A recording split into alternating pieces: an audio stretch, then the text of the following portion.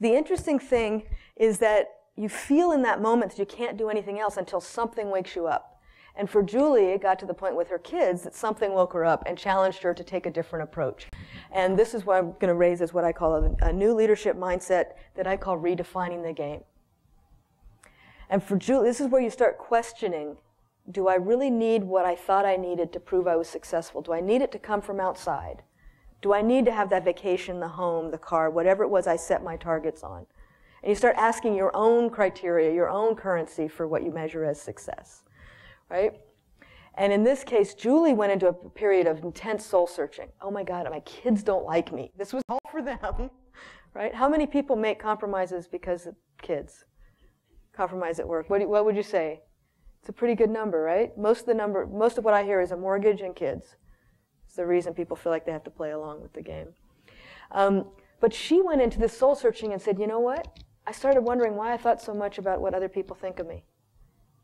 I started realizing it came from a sense of personal deficit, and that I was looking for this approval from outside. So it was a psychological need more than actually needing a bigger house or a better car or more vacations.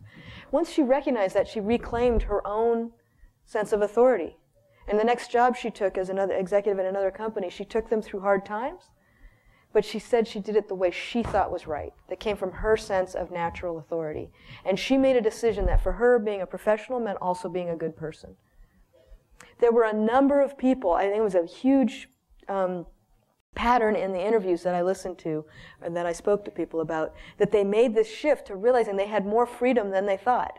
They weren't as stuck as they thought, and that they could make this choice. And then once they did, they actually ended up reinforcing their courage.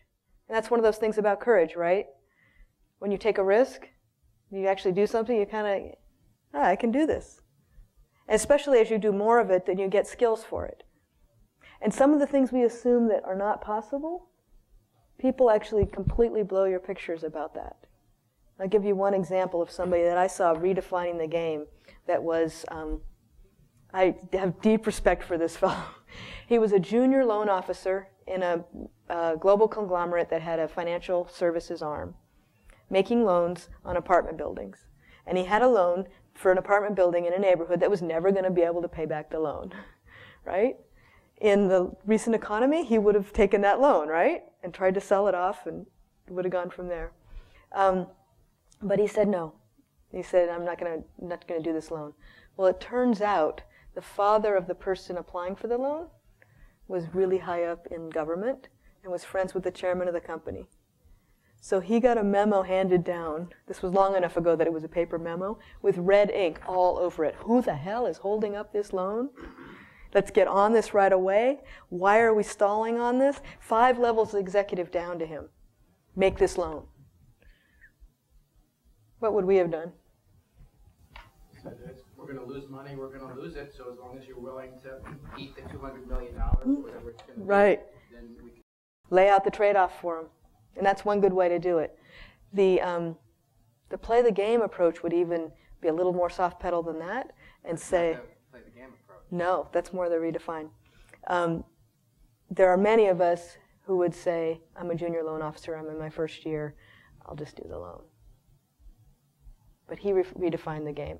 And what he did was he laid out the trade-off, but he did it slightly differently. He said, I'm not going to make a bad loan.